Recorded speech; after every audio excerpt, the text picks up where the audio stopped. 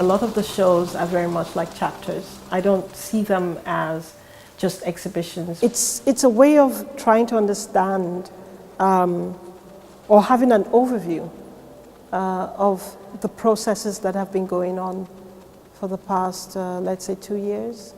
And it's the final chapter, or it's the ending chapter of the work in relation to the notion of the shine, or the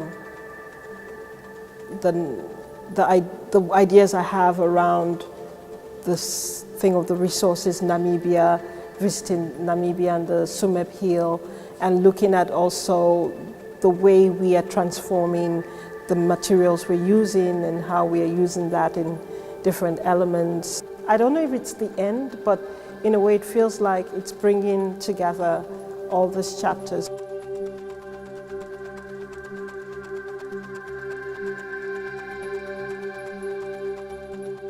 And so In Pursuit of Bling starts looking at it from the early times of conquering and the pursuit and the quest for something to shine, something to make things better within whatever context it is in. The first textile piece talks about discovery, and the second one talks about the transformation. The transformation is also seen on other tables through the elements that we have transformed.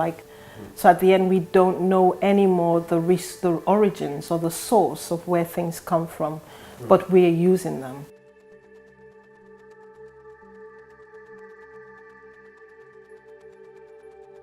And then there's a video piece that will be shown of the performance I did in front of the Green Hill, which was a very spontaneous, everything is kind of very spontaneous act.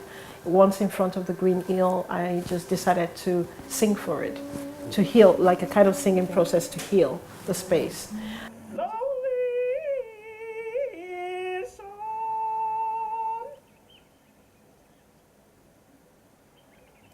I'll just go forward a bit.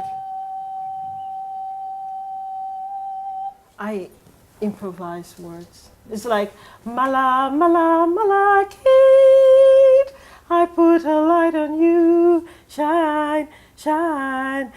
Then Sumet mead, Azurite mead, Scotland mead, because these are names that were given to all these minerals. So it's like just calling their names like that. Cerusit mead, da da da da da. I put a light on you, da shine.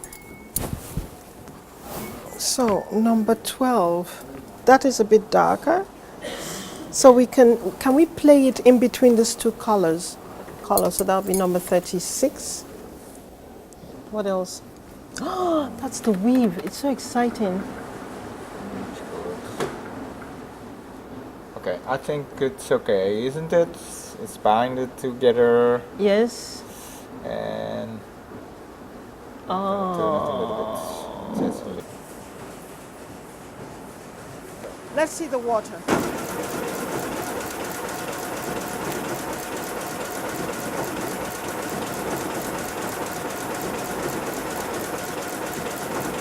So it's this kind of duality that we also see in the work, a drawing that I made in 2009 called Crisis, where you have like two bodies of the same kind of bodies,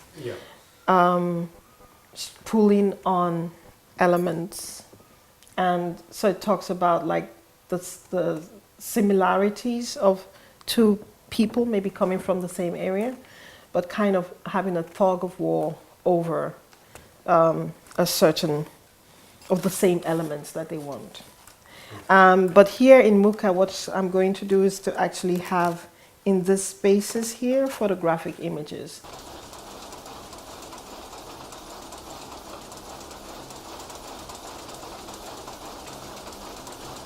In this one, we have that blue, right?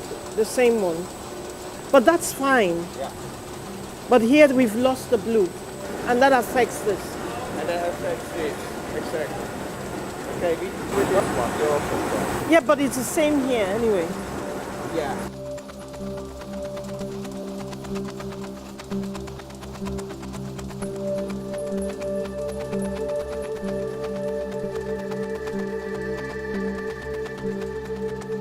Okay, this is the first time I'm really making a textile piece that has so much crazy things going on in the background. For this part, it's working quite well.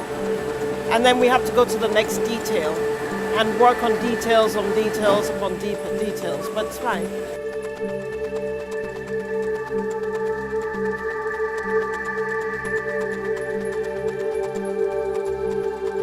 When we look at this one here, it's the same as there, but we did not add any of that color.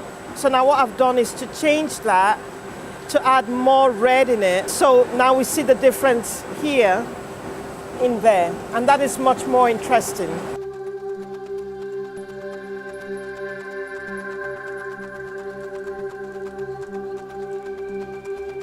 I wasn't interested in showing photographic materials to look pretty. And I'm more interested in finding a way that it goes beyond just looking like a photographic material, but it starts creating a space for reflecting on things. Having them on the textile is a different thing than just framing them and putting them on the wall. It's not just making the work, but it's also thinking of how, as a body, do I move through space. I think for me that's very interesting in exhibition making and in installing works, or because I do a lot of performances, so I'm always constantly thinking of like, what are the possibilities around the piece? How do you look at something at 360 degrees? Then just looking at it at frontal, where you turn into where's the point of interest, and how can you negotiate that with the people around you and the space around you. It's not enough! It's not enough! I need to hear more! I need to hear more! I need to hear more! I need to hear more! It's not enough! It's not enough! It's not enough! With performance, there are things that you cannot necessarily say altogether in a drawing or in a photo, or, you know. I think with the performance, all the different elements kind of have a life. They start coming alive. 1, 2, 3. That rhythm enters into your brains and you think about it. And at one point in time, you don't even think anymore. You just do it. And there, the performance of the machine that transforms the material of what is excavated. That's the performance, is really looking at machinery and really looking at the performativity of the machine, but through the body and inspired by the body. So, you know, so it's looking at all this kind of thing of labor and the loss of the physical body in relation to also economy and space. Yeah.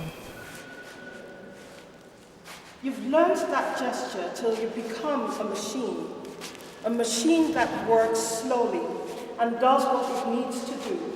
And I think now it's quite interesting the time we're living in, that the results of a long-term impact is showing its face, and also the fear of emptying out of things and finishing, and so we're looking for other solutions through technology. Like when we talk about diamond, for example, looking at ways of creating a fake diamond, so we don't have to tap from the resource, but still it will tap from another kind of resource. Yeah. So it's still a vicious circle anyway.